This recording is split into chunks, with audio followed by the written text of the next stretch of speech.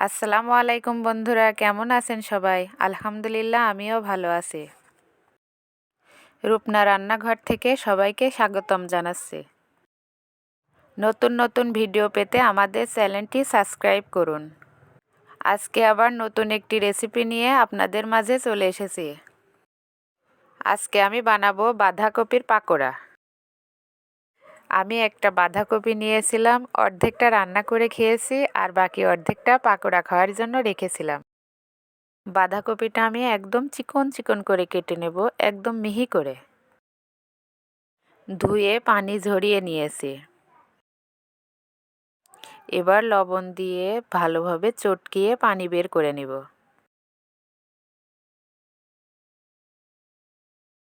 দেখুন কতটা পানি বের হচ্ছে, এই পানিগুলো চিপে ফেলে দিতে হবে। পানি থাকলে মচমচে হবে না, নরম থেকে যাবে, খেতে ভালো লাগবে না। কাঁচামরিচ আর পেঁয়াজ কুচি কুচি করে কেটে নিব। এবার দিয়ে দেব হলুদের গুঁড়া, ধনিয়ার গুঁড়া আর পরিমাণ মতো লাল মরিচের গুঁড়া।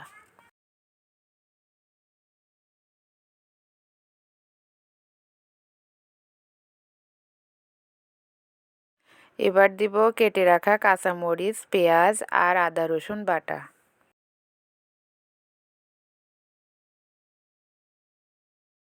আর সাথে দিয়ে দেব স্বাদ মতো লবণ।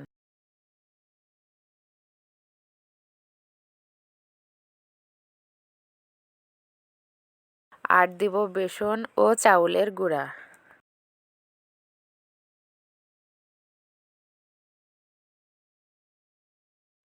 এখন আমি এই উপকরণগুলি ভালোভাবে মাখিয়ে নিব।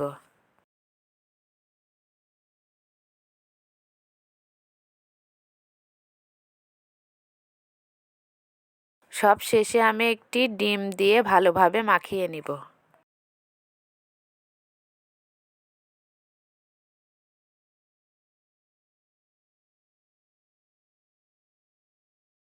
এবার গরম হওয়া কড়াইতে সরিষার তেল দিয়ে দিব।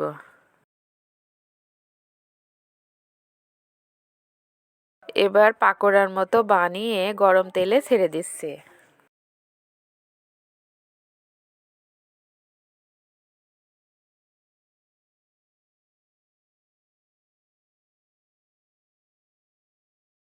তারপর পাকোড়াগুলো উল্টে লাল লাল করে ভেজে নেব। দেখুন পাকোড়াগুলো কি সুন্দর মুচমুচে হয়েছে। বিকেলে নাস্তার জন্য বা বাচ্চাদের টিফিনের জন্য খুবই মজাদার একটি রেসিপি। আপনারা চাইলে বাসায় বানিয়ে খেতে পারেন। এতক্ষণ সবাই আমাদের ভিডিওটি দেখার জন্য অনেক অনেক ধন্যবাদ। সবাই ভালো থাকবেন, সুস্থ থাকবেন। আল্লাহ হাফেজ।